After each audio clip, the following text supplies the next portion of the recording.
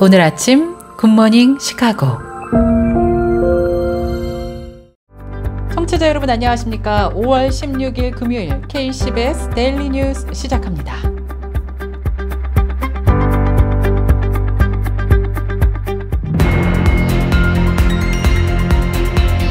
오늘의 주요 뉴스입니다. 미국 시민권자들과 서류 미비자들이 결혼을 통해 영주권을 신청하는 이른바 사기 결혼 영주권에 대한 이민 당국의 집중 단속이 시작됐습니다. 국토안보부 범죄수사대가 메릴랜드에서 사기 결혼 알선 조직을 적발하고 4명을 기소했다고 밝혔습니다. 돈을 주고 시민권자들과 결혼을 한 다음 영주권을 신청한 서류 미비자 100명 이상이 영주권 신청을 기각당하는 것은 물론 추방당할 위기에 처해졌습니다. 라틴 아메리카를 중심으로 한 25개국 선교협의회 연합체인 코미밤, 이베로아메리카 선교협력회가 지난 4월 22일부터 25일까지 파나마시티에서 제5회 선교대회를 성황리에 개최했습니다. 라틴 아메리카 각 지역과 전 세계 1,500여 명의 선교 지도자, 목회자와 현장 사역자가 참여한 가운데 세계 선교 패러다임이 단극 중심에서 다중 중심으로 전환되는 하나의 이정표로 평가받고 있습니다. 캘리포니아주 LA 지역에 거주하는 서류 미비 신분의 50대 한인 남성이 연방이민세관 단속국 수사관들에게 최근 체포된 것으로 조사되었습니다.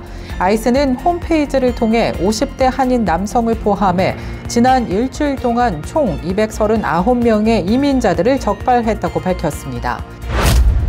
캘리포니아주의 한 중학교에서 학생 3명이 권총과 실탄을 학교에 가져온 사건이 발생하면서 큰 충격을 주고 있습니다. 다행히 범죄 사건으로는 이어지지 않았지만 경찰이 출동하고 학생들이 구금되는 소동이 발생됐습니다.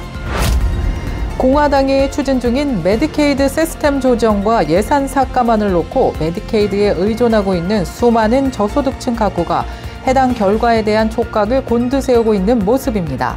메디케이드는 저소득층 아동 및 일부 미국인을 위한 정부 보험 프로그램입니다. 비용은 주정부와 연방정부가 공동으로 부담하고 있습니다.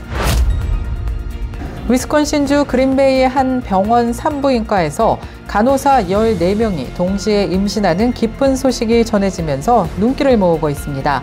해당 병원 측은 전국 간호사 주간과 어머니 날을 맞아 이 소식을 공식 웹사이트를 통해 발표했습니다.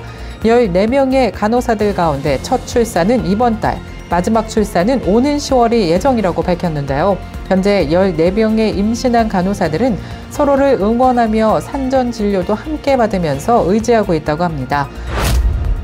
미국 국방부가 트랜스젠더 군인의 복무를 전면 제한하고 성별 불쾌감 진단자에 대해 자발적 또는 강제 전역 절차를 시행한다고 워싱턴 스탠드가 지난 9일 보도했습니다. 미국 성공회가 연방정부와의 난민 재정착 프로그램 파트너십을 종료했습니다. 크리스천 포스트에 따르면 미국 난민 프로그램을 사실상 중단시킨 트럼프 정부가 백인 남아공인 난민 지위를 인정하면서 이들의 재정착을 위해 성공회에 도움을 요청해왔습니다. 이상 오늘의 헤드라인 뉴스 전해드렸습니다. 첫 소식입니다. 미국 시민권자들과 서류 미비자들이 결혼을 통해 영주권을 신청하는 이른바 사기 결혼 영주권에 대한 이민 당국의 집중 단속이 시작됐습니다. 국토안보부 범죄수사대가 메릴랜드에서 사기 결혼 알선 조직을 적발하고 4명을 기소했다고 밝혔습니다. 돈을 주고 시민권자들과 결혼을 한 다음 영주권을 신청한 서류 미비자 100명 이상이 영주권 신청을 기각당하는 것은 물론 추방당할 위기에 처해졌습니다. 트럼프 정부가 이민 혜택 심사에서 가장 의심하고 있는 사기 결혼에 대한 집중 단속이 본격화된 것입니다.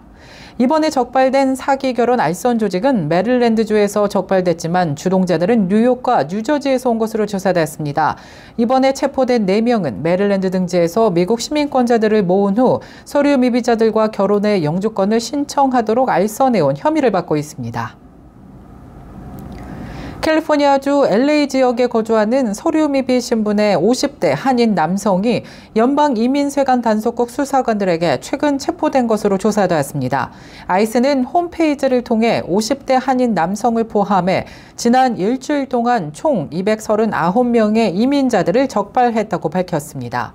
체포된 한인 남성은 52세로 박성우로 조사되었으며 과실치사 혐의로 유죄 판결을 받은 기록이 있다고 이민단속국은 설명했습니다. 캘리포니아주의 한 중학교에서 학생 3명이 권총과 실탄을 학교에 가져온 사건이 발생하면서 큰 충격을 주고 있습니다. 다행히 범죄 사건으론 이어지지 않았지만 경찰이 출동하고 학생들이 구금되는 소동이 발생됐습니다. 파운틴밸리 경찰국에 따르면 이번 사건은 지난 13일 파운틴밸리에 위치한 비스타뷰 중학교에서 발생했습니다. 학생들이 총기를 소지한 것으로 보인다는 신고를 접수하고 경찰들이 학교에 출동해 학생 3명의 가방을 수색했고 그 안에서 반자동 권총과 실탄을 발견한 것입니다. 해당 학생들은 모두 6학년으로 미성년자 보호법에 따라 신원은 공개되지 않았습니다.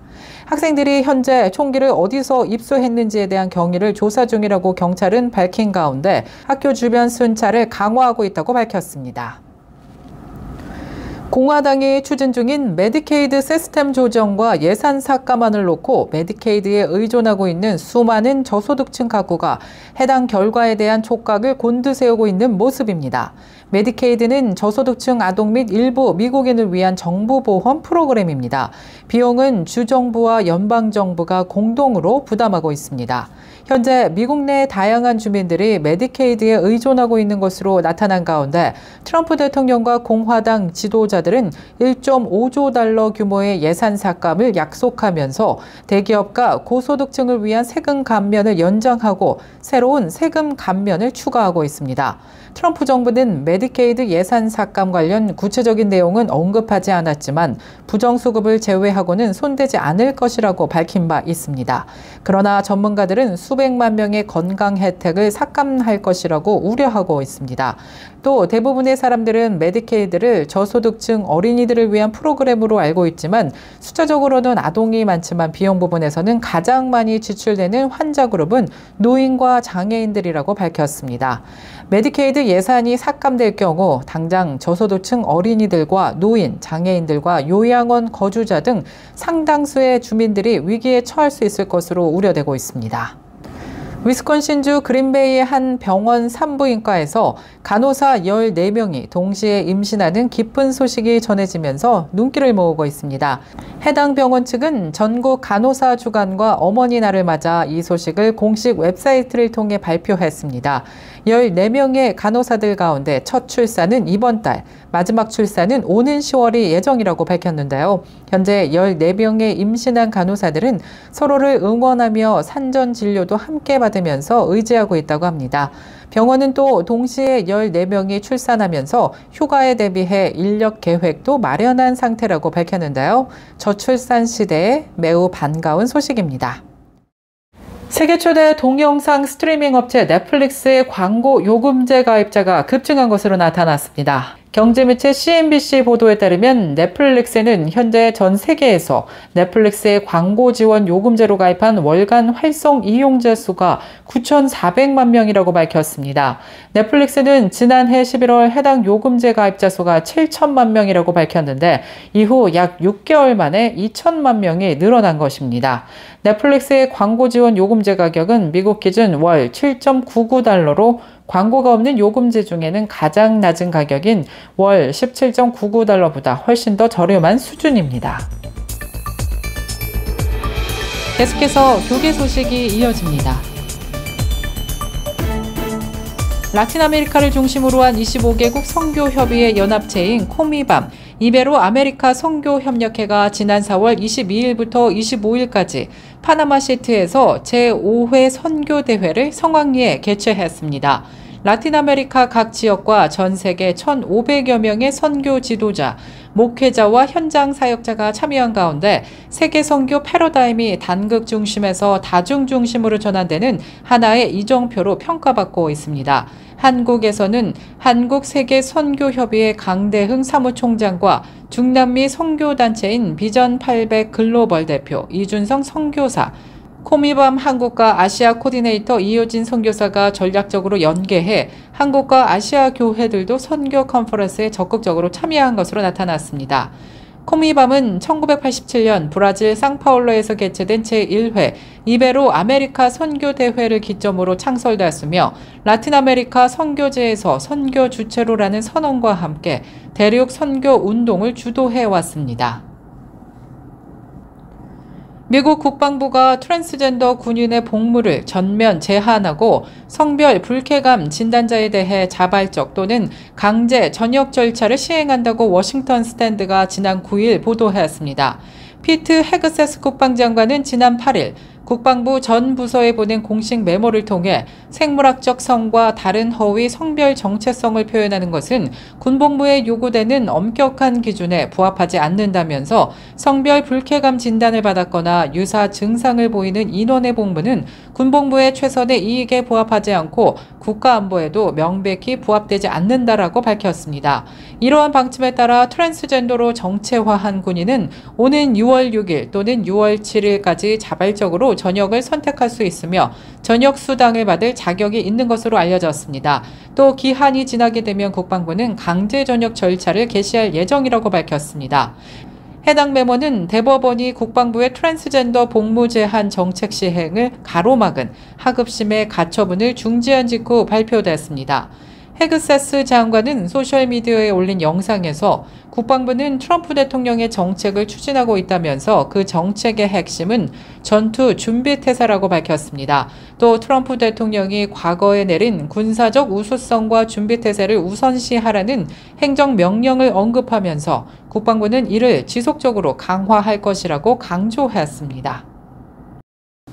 미국 성공회가 연방정부와의 난민 재정착 프로그램 파트너십을 종료했습니다. 크리스천 포스트에 따르면 미국 난민 프로그램을 사실상 중단시킨 트럼프 정부가 백인 남아공인 난민 지위를 인정하면서 이들의 재정착을 위해 성공회에 도움을 요청해왔습니다. 성공회 수석 감독인 숀 로우 주교는 지난 12일 성공회 산하 난민 재정착 프로그램인 성공회 이민사역국에 관한 서한을 발표했습니다. 로우는 트럼프 정부가 연방 보조금을 조건으로 남아프리카 공화국에서 온 백인 아프리카너 난민 재정착을 도울 것을 통보했다고 밝혔습니다. 크리스천 포스트에 따르면 지난 2월 트럼프 정부는 남아공 정부가 백인 농장주의 토지를 보상 없이 몰수하고 있다고 주장하며 이들을 난민으로 인정하는 행정명령을 내렸습니다. 아프리카너는 1600년대 네덜란드인 이주 정착민들의 후손입니다. 한편 트럼프 대통령은 재임 초반인 지난 1월 미국의 난민 수용 프로그램을 중단했고 이로 인해 재정착 승인을 받았던 수만 명의 난민 신청자들의 미국 입국이 불확실한 상태에 놓이게 되었습니다. 시카고 주빌리 통일 구국기도회가 오는 20일 화요일 7시 30분에 호프만 이스테이트 소재 시카고 한인교회에서 기도회를 개최합니다. 여러분들의 많은 참여 바랍니다.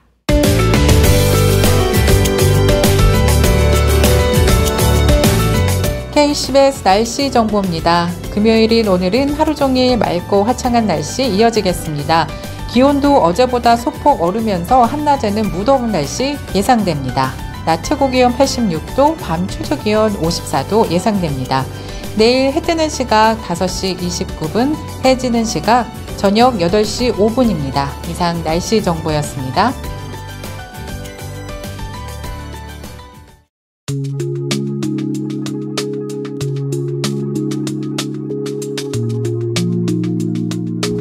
굿모닝 시카고 금요일에 보내드린 뉴스를 마치겠습니다. 저는 다음 주 월요일 이 시간에 더욱더 풍성하고 알찬 소식으로 다시 찾아뵙겠습니다.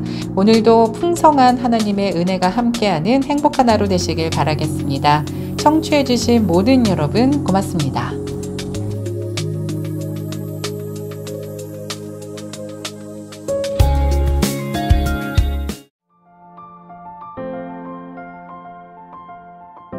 굿모닝 시카고 뉴스는 삶을 마무리하는 순간을 여러분과 함께합니다.